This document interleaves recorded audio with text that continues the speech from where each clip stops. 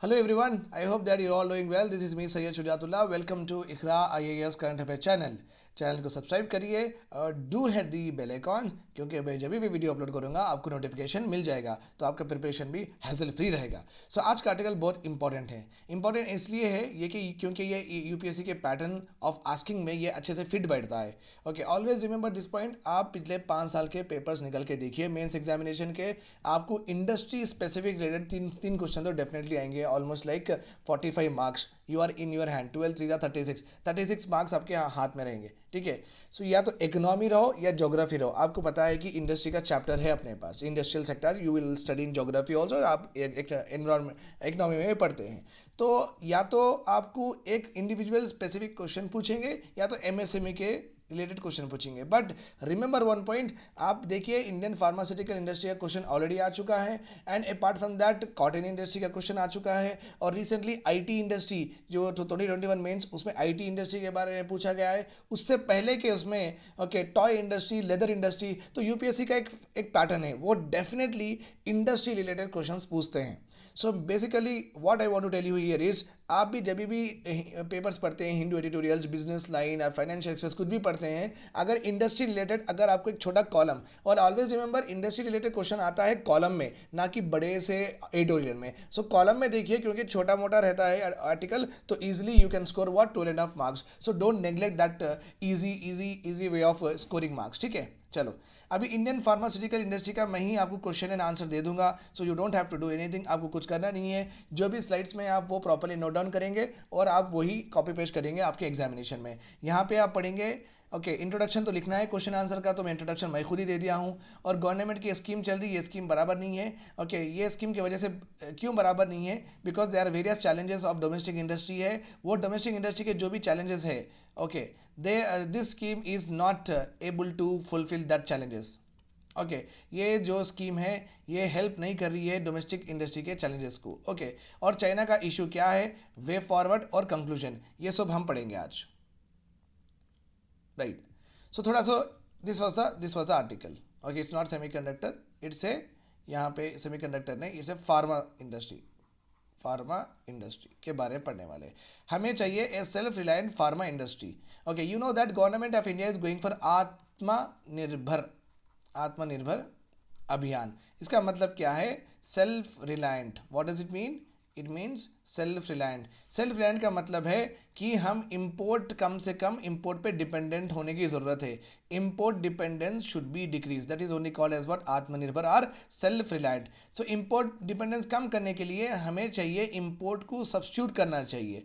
Import substitution is one of the way forward to decrease import dependence. अगर अपने पास कुछ नहीं है, अगर हम किसी कंट्री से मंगा रहे हैं, this is called as what, import dependence. और इतना डिपेंड है कि इनके बिना हम काम नहीं कर सकते, ये है import dependence. Okay, so import dependence को कम करने के लिए we have to go for what, import substitution. Substitution का मतलब है जो हम बाहर से मंगा रहे हैं वो हम अपनी कंट्री में ही प्रोड्यूस करें, डोमेस्टिक यूनिट से ही प्रोड्यूस करें, अपने इंडस्ट्री से ही प्रोड्यूस करें। अगर इस तरीके से हम करके अपना जो भी डिमांड है फुलफिल कर रहे थे बाहर से मंगा के, वो अगर हमारा डिमांड हम डोमेस्टिक इंडस्ट्री से ही फुलफिल करें, then it is called as आत्मनिर्भर और self reliant. So almost all the sectors में government of India is going for आत्मनिर्भर, नथिंग बट सेल्फ रिलायंस के कॉन्सेप्ट पे चल रही है। ठीक है, उसके लिए गवर्नमेंट ऑफ इंडिया एक स्कीम निकाली, that scheme is called as production link incentive scheme.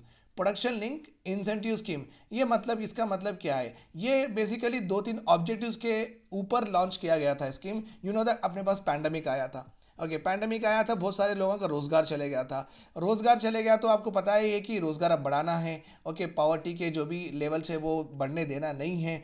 Okay, और इकोनॉमिक ग्रोथ भी पूरी नीचे चली गई थी पैंडमिक लेवल में, तो इसको हम ऊपर वी शेप में भी लाना है। ठीक है, तो बहुत सारे ऑब्जेक्टिव थे, तो गवर्नमेंट थॉट दैट की प्रोडक्शन ज़्यादा करने की वजह से ओके जब आप ज़्यादा प्रोडक्शन करेंगे तो ज़्यादा लेबर की ज़रूरत होगी, ऑटोमेटिकली एम्प्लॉयमेंट इंक्रीज होगा। जब आप ज़्यादा प्रोडक्शन करेंगे तो ऑटोमेटिकली आउटपुट इंक्रीज होगा। जब आप ज़्यादा प्रोडक्शन करेंगे तो डोमेस्टिक कंजम्पशन का डिमांड आप सेटिस्फाई करके जो एक्सेस है आप वो एक्सपोर्ट भी कर सकेंगे। सो बेसिकली गवर्नमेंट का एक फंडा क्या है, प्रोडक्शन बढ़ाओ और ये सब चीज़ हासिल करो, ये सब चीज़ हासिल करो। राइट, सो हर सेक्टर में production link subsidy scheme, incentive scheme दिया गया है। ओके, मतलब क्या है, अगर कोई इंडस्ट्री कोई इंडस्ट्री इंक्रीमेंटल सेल्स करती है।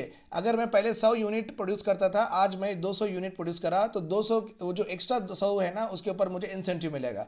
तो आज मैं 200 करा, आने वाले कल में अगर मैं 400 करा, तो आगे जो एक्स्ट्रा मैं प्रोड्यूस करा 200, उसके ऊपर मुझे इंसेंटिव मिलेगा। सो जितना मैं बेस लाइन से ज़्यादा प्रोड्यूस करते गया, जितना मैं इंक्रीमेंट, जितना मैं इजाफा करते गया, जितना मैं ज़्यादा करते गया, उस हिसाब से मुझे इंसेंटिव गवर्नमेंट देते रहेगी। सो एक जो प्रोड्यूस कर रहा उनके लिए फ़ायदा, और ऑटोमेटिकली रोजगार क्रिएट होगा, उसके ऊपर से आउटपुट बढ़ेगा। आउटपुट ज़्यादा होने की वजह से और भी एक्सेस होने की वजह से जितना अपने को होना है उतना हम रख लेंगे डोमेस्टिक कंजम्पशन में, और बाकी का पूरा एक्सपोर्ट करेंगे। सो इंपोर्ट डिपेंडेंस वहाँ से भी निकल ही जाएगा। सो बेसिकली फंडा यही है प्रोडक्शन लिंक इंसेंटिव स्कीम का, ठीक है। और आत्मनिर्भर भारत का कॉन्सेप्ट में आपको बोल दिया, राइट। अभी अभी हम पढ़ेंगे इंडियन फार्मर इंडस्ट्री। देखो ये गोली बनाने वाले, टैबलेट बनाने वाली इंडस्ट्री को बोलते हैं हम, क्या बोलते हैं, we call it as pharma industry. आप कभी डोलो 650, रिसेंटली एक आर्टिकल भी आया था, Dolo 650 is a new snack. New snack का मतलब क्या है, आज कभी भी स्नैक खाने जाते थे, पानी पूरी एक्सेट्रा खाते थे, अभी हम कुछ भी, बुखार हो, सर्दी हो, खांसी हो, कुछ भी रहो, अपन जाके डोलो 650 ले लेते हैं। तो ये क्या बच गया है, ये नया स्नैक बन गया है इंडियंस के लिए, ठीक है। आप कभी इसके पीछे पढ़ के देखिए, इसमें 4-5 केमिकल नेम्स रहेंगे, केमिकल सब्सटेंसेस के नेम्स रहेंगे, ठीक है। ये केमिकल के जो सब्सटेंसेस के नेम्स रहे, ओके, देखो उसमें केमिकल में चलो 4 से 5 आप नाम देख रहे हैं, ओके, ड्राई कार्बोक्सिलीन, ऐसा कुछ देख, तो डाई है, कार्बोक्सिलीन एक्सेट्रा, ये सब रहता है। तो ये 4-5 केमिकल्स है। इसमें से एक केमिकल होता है जो कि एक्चुअली आपका बुखार कम करता है, ओके, एक्चुअली आपका बुखार कम करता है, वो एक केमिकल होता है। और एक केमिकल होता है जो कि ये पूरे केमिकल्स को एक जगह सॉलिड बनाने के लिए काम करता है। और एक केमिकल करता रहता है जो कि दूसरे इफेक्ट्स नहीं आना उसके लिए काम करता है, एसिडिटी नहीं आना खाने के बाद में, वो टैबलेट लेने के बाद एसिडिटी नहीं आना, तो ये 4-5 केमिकल्स को बना के एक टैबलेट बनता है, ओके। और उसमें ये जो मेन है जो एक्चुअली आपका बुखार कम करेगा, ओके, उसको बोलते हैं हम active active pharmaceutical agent, active pharmaceutical agent, okay. बाकी के पूरों को बोलते हैं इंटरमीडियरीज, इंटरमीडियरीज, ओके। तो आप समझ गए होंगे, राइट। सो एक केमिकल, एक टैबलेट के अंदर बहुत सारे केमिकल्स होते हैं, उसमें से एक एक्चुअल जो होता है वो अपने बुखार को कम करता है या खांसी को कम करता है, बाकी के पूरे कुछ ना कुछ अलग काम के लिए होते हैं, एसिडिटी नहीं आना, दूसरे इफेक्ट्स नहीं आना बॉडी में, ओके, कॉन्स्टिपेशन नहीं आना, क्योंकि वो केमिकल के, वो जो एक्टिव केमिकल है वो बुखार तो कम करता बट वो कॉन्स्टिपेशन भी लेके आता, तो ऐसा भी हो सकता। तो वो कॉन्स्टिपेशन रुकाने के लिए और एक केमिकल सब्सटेंस ऐड करो उसमें। सो इन दैट वे आप बोलते हैं ना, ये जो MDR, मल्टी ड्रग रेसिस्टेंट हो जा रहा अपने बॉडी में, मल्टी ड्रग, तो कितने भी हम ड्रग्स खा रहे हैं न्यू तो अपनी बॉडी उसको रिस्पॉन्ड नहीं कर रही है। जो पहले एक डोलो 650 एक ही दिन में आप कम हो जाता था, अभी वो 1-2 घंटे में आप अच्छे हो जाते थे, अभी आधा दिन तक बुखार आपको वैसे ही है। इसका मतलब क्या है, आपके अंदर जो बैक्टीरिया, जो वायरस है, वो डोलो 650 को रेसिस्ट करना शुरू कर दिया है। So it is showing what resistant to the drug. क्यों ऐसे अननेसेसरी भी हम खाते हैं जो एक्चुअली हमें चाहिए, ओके, एक्टिव फार्मास्यूटिकल एजेंट जो एक्चुअली अपना बुखार कम करता है, उसके अलावा भी हम दूसरे भी खाते रहते हैं, उससे अपनी बॉडी का जो unnecessary chemicals are being expose to what micro organisms, और माइक्रो ऑर्गेनिजम्स वो बल्ले बल्ले उनको आदत होगी उसकी, ओके। तो ये अपनी बॉडी भी क्या होगी, मल्टी ड्रग रेसिस्टेंट होगी, और नए नए ड्रग्स चाहिए अपने को, फाइन। सो थोड़ा बहुत कॉन्सेप्ट मैं आपको बोल दिया। Now let us right your introduction in your examination. अगर आपको क्वेश्चन एग्जाम में इंडियन फार्मास्यूटिकल इंडस्ट्री का आया तो आप ये लिखेंगे, इंडियन फार्मास्यूटिकल इंडस्ट्री, यही लिखेंगे, सेकंड पॉइंट पहले लिखेंगे, okay. Indian pharmaceutical industry rank third in the world in the production by volume, okay.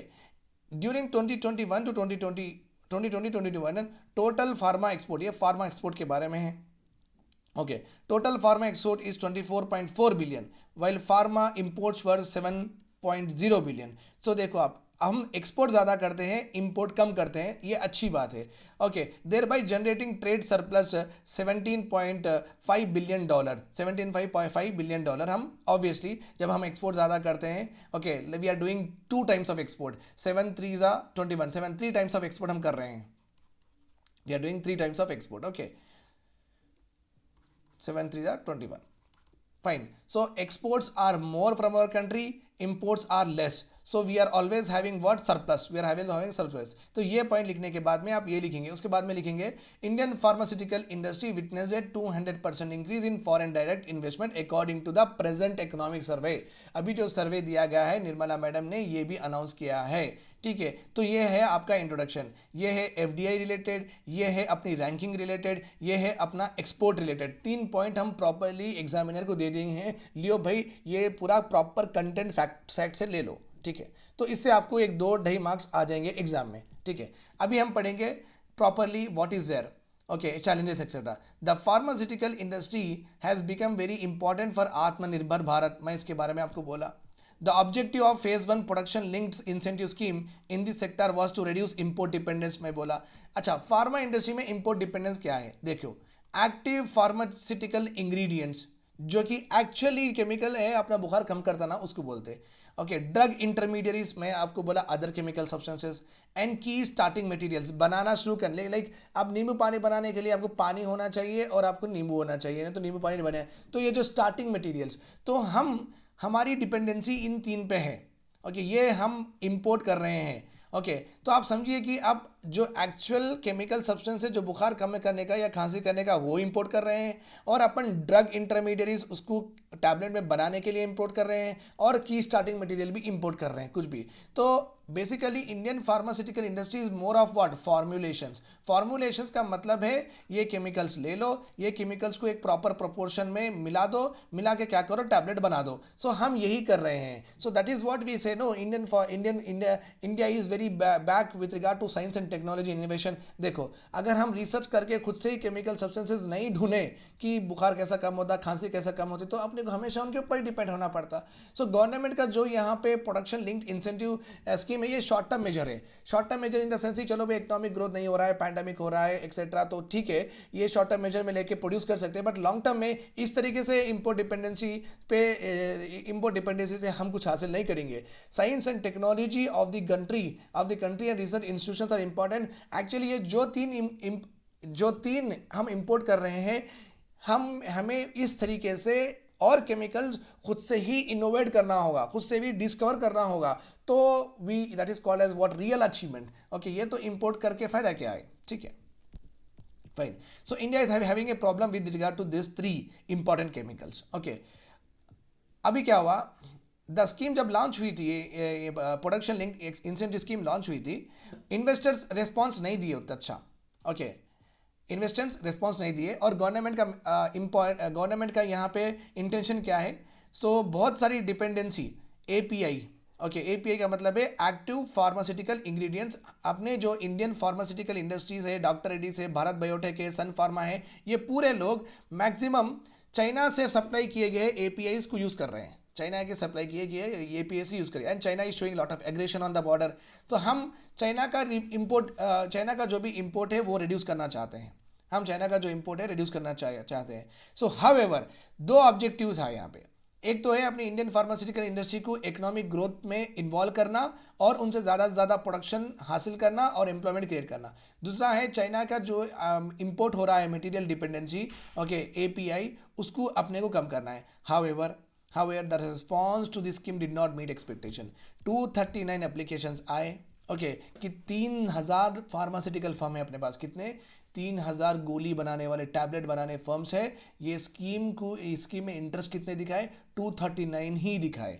239 में वो कम हो के 50 ही बचे हैं, 50 ही बचे हैं जो which are selected for this particular scheme. तो आप देखो, एक्चुअली गवर्नमेंट चाहती थी कि हम सपोर्ट करेंगे 136, सपोर्ट करेंगे कितना, 136, but government are able to support only 15 ही सपोर्ट कर सक रहे हैं। तो you can understand that no beneficiary was also find in 5 of the 41 products. 41 products, तो 41 प्रोडक्ट्स है, उसमें से ऐसे 5 प्रोडक्ट्स है जिसमें से कोई एप्लीकेशन ही नहीं दी है, ओके। 41 प्रोडक्ट्स है जो कि क्वालिफाई होते हैं ये स्कीम के लिए, 41 प्रोडक्ट्स, उसमें से 5 प्रोडक्ट्स के लिए एक एप्लीकेशन ही नहीं आए। तो ये जो प्रोडक्शन लिंक्ड इंसेंटिव स्कीम है वो उतना खास चल नहीं रही है। ओवरऑल सिर्फ 50 ही है, 3000 फॉर्म में ओनली 50 अप्लाइड, और 5 ऐसे प्रोडक्ट्स है उसमें तो अप्लाई ही नहीं करे। क्यों? अभी अभी गवर्नमेंट का वे फॉरवर्ड क्या है? Creating confidence among investor. सबसे पहले एक ये क्यों ये प्रोडक्शन लिंक्ड इंसेंटिव स्कीम और इंडियन फार्मास्यूटिकल इंडस्ट्री में क्यों नहीं चल रही है, इसके ऊपर एक स्टडी किया गया है, okay, by institute for studies in industrial development. इसके ऊपर एक स्टडी किया गया है, okay, to realise the objective of reducing import dependence. और इनका मानना क्या है? There are 3 areas where this PLI scheme require modification. 3 ऐसे एरिया है जहां पे ये PLI स्कीम को मॉडिफाई करना पड़ेगा, तो ही इंडिया के फार्मास्यूटिकल फर्म्स इसमें इंटरेस्ट दिखाएंगे, ठीक है, राइट।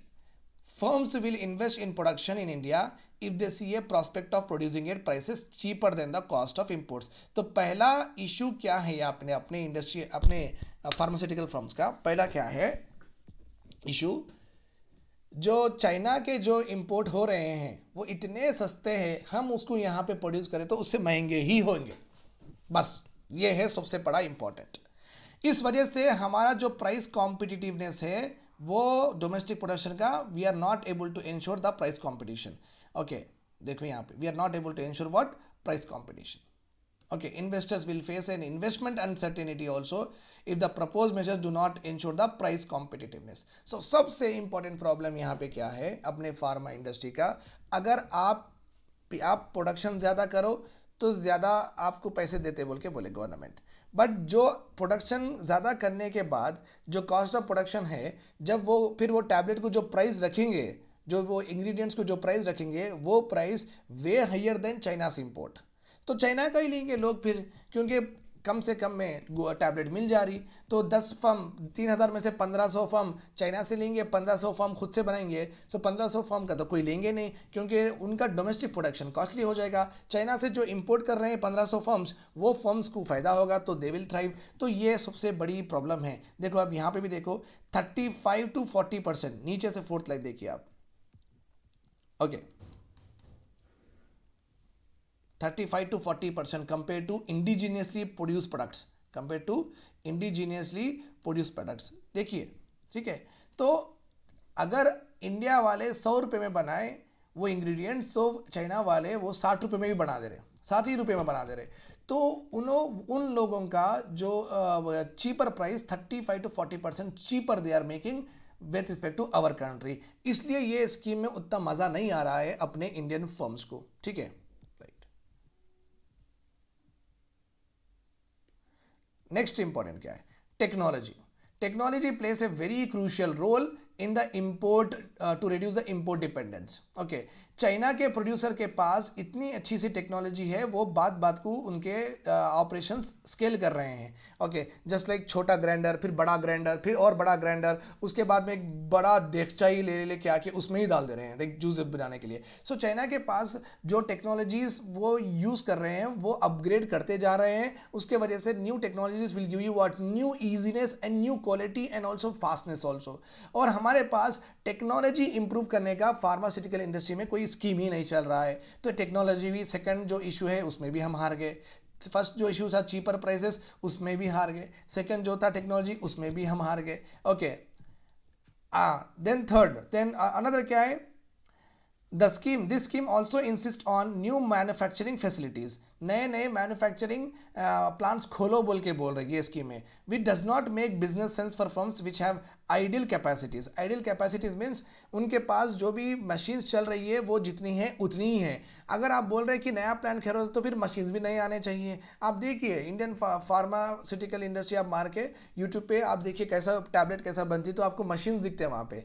तो वो एक ही प्लांट के अंदर ये मशीन्स लगे हुए हैं। अब आप उसको ये प्रोडक्शन लिंक्ड इंसेंटिव स्कीम से हिसाब से आपको प्रोडक्शन ज़्यादा करना है तो आपको मशीन ज़्यादा खरीदना होंगे, ओके। तो ये स्कीम में आपको ये बढ़ावा दिया जा रहा है कि आप इंक्रीज करो मैन्युफैक्चरिंग फैसिलिटीज़, बट इंक्रीज करने के लिए कुछ है नहीं स्कीम में। There is no schemes are running for that, okay. Existing जो भी यूटिलिटीज़ है, ओके, एग्जिस्टिंग जो यूटिलिटीज़ है, ओके, वो भी अंडर यूटिलाइज हो गए हैं, okay, and they are not doing up to the mark. Why? Because China के जो इंपोर्ट्स इतने चीपर हैं कि अभी के जो अपने प्लांट्स हैं वही बराबर नहीं चल रहे हैं, और आप बोल रहे हैं कि मैन्युफैक्चरिंग फैसिलिटीज इंक्रीज करो। ये एक थर्ड प्रॉब्लम हो गई, ओके। इसलिए अपनी PLI स्कीम इसमें नहीं चल रही है। Then fourth problem, The history of development of indigenous pharmaceutical industry in India shows the significance of industrial policy that is in tandem with trade, science and technological policies. अभी और एक important क्या है, जब भी फार्मास्यूटिकल इंडस्ट्री को promote करते हैं तो उसको स्टैंड अलोन वे में देखते हैं, नहीं इनको क्या होना है क्या नहीं होना है. बट ये सर्वे में क्या बोल रहा है, ये एडिटोरियल में क्या बोल रहा है कि फार्मास्यूटिकल इंडस्ट्री को आप इंडस्ट्रियल पॉलिसी में इंक्लूड करो, मैन्युफैक्चरिंग पॉलिसी में इंक्लूड करो और इसका लिंक ट्रेड से रखो. ओके, इंपोर्ट एक्सपोर्ट से भी रखो, इसका लिंक साइंस एंड टेक्नोलॉजी के डेवलपमेंट से रखो, इसका लिंक टेक्नोलॉजी से भी रखो. सो जब भी आप इंडस्ट्री प्रमोट कर रहे हैं ये तीन कंपोनेंट्स होना चाहिए, ट्रेड, साइंस एंड टेक्नोलॉजी. ये तीन अगर डेवलप होंगे तो ये इंडस्ट्री डेवलप होगी. जस्ट पीएलआई स्कीम दे दे कि आप प्रोडक्शन ज़्यादा करो, ज़्यादा पैसे देंगे, इससे इन्वेस्टर्स में कुछ मज़ा नहीं आ रहा है, वो इंटरेस्ट नहीं दिखा रहे हैं. Okay, so this PLI scheme remains a stand alone measure. Stand alone measure means एक एस्पेक्ट पे ही आप ध्यान दे रहे हैं, बट चाहिए ट्रेड के रिलेटेड चाहिए, उसमें साइंस रिलेटेड डेवलपमेंट चाहिए, technology. Nearly 3/4 of the production of pharmaceutical in India is by MSME. 3/4. Okay, historically large private firms has been interested in formulations and not APIs. जो large private firms है like doctor Reddy's है, सिप्ला है, Aurobindo pharma है, ये लोग हैं ना, ये API प्रोड्यूस करने में इंटरेस्ट नहीं है, ये 4-5 केमिकल ले लेके उसके टैबलेट बनाने में इंटरेस्ट है बस.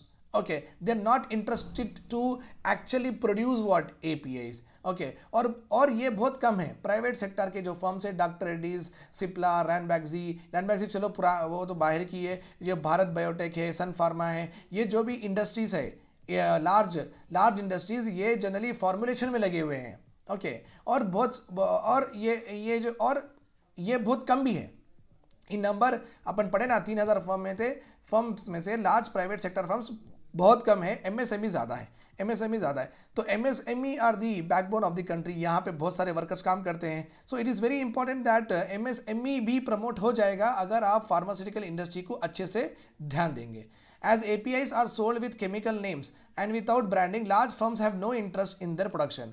Right? So chemical names जो भी APIs है ना, वो बिना ब्रांडिंग के प्रमोट किए जाते हैं, बिना बायोमेट्रिक सेंड किए जाते हैं, क्योंकि वो APIs कोई भी इंडस्ट्री प्रोड्यूस कर सकती है. ठीक है, तो विदाउट ब्रांडिंग के जब वो प्रोड्यूस करते हैं ना तो किसी को पसंद नहीं आ रहा. चलो भाई, डॉक्टर रेड्डीज वाले प्रोड्यूस करके भी उनका नाम नहीं लिख सकते. So large private firms they want branding to their everything whatever they do. Okay, और APIs में ब्रांडिंग नहीं की जा सकती बिकॉज केमिकल सब्सटेंस बहुत कॉमन होना चाहिए, क्योंकि इतनी बड़ी पॉपुलेशन है. अगर आप केमिकल सब्सटेंस आपका खुद का ब्रांड का बता देंगे तो फिर दूसरे ब्रांड एक्सेट्रा वो कन्फ्यूजन हो जाएगा. सो इसलिए जो मेन इंपॉर्टेंट इंग्रेडिएंट्स है ना, उसको कुछ ब्रांडिंग कोई नहीं करना, दैट इज अ रूल. ठीक है.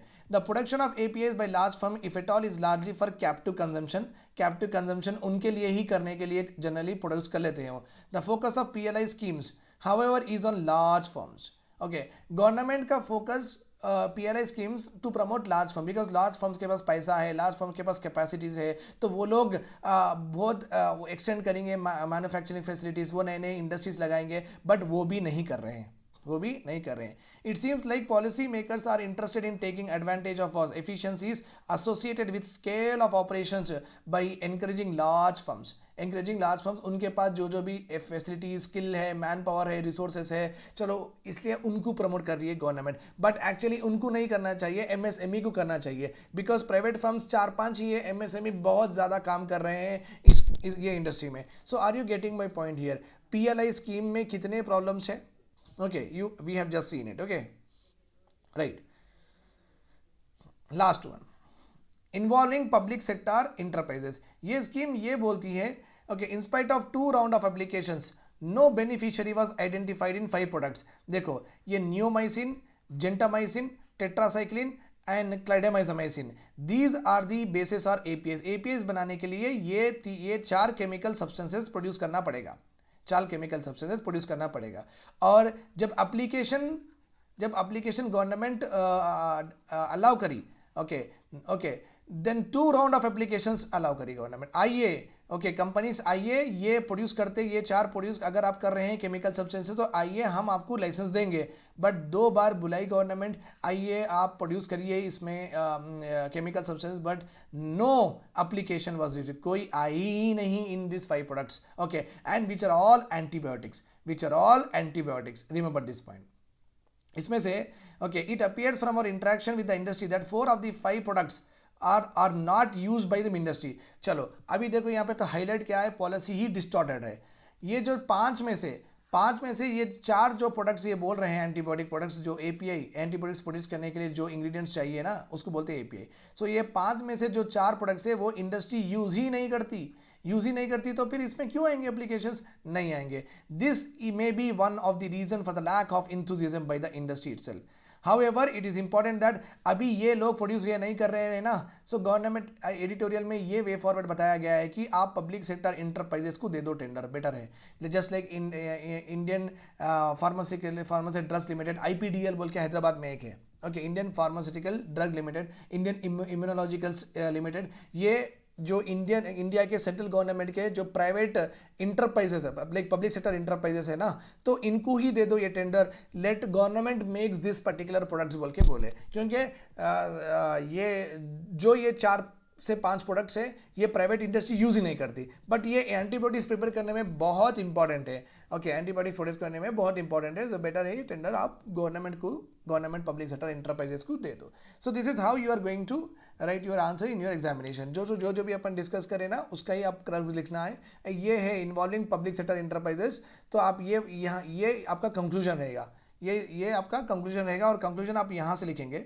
ओके, यहाँ से ये कंक्लूजन रहेगा, ठीक है, यहाँ से यहाँ तक, हाउएवर से लेके India can never be forgotten, वहाँ तक आपका कंक्लूजन रहेगा। और जो भी बीच में आप लिखे हैं, okay, whatever I have explain, ये तो बहुत बड़ा article, when you write it will look a bigger one.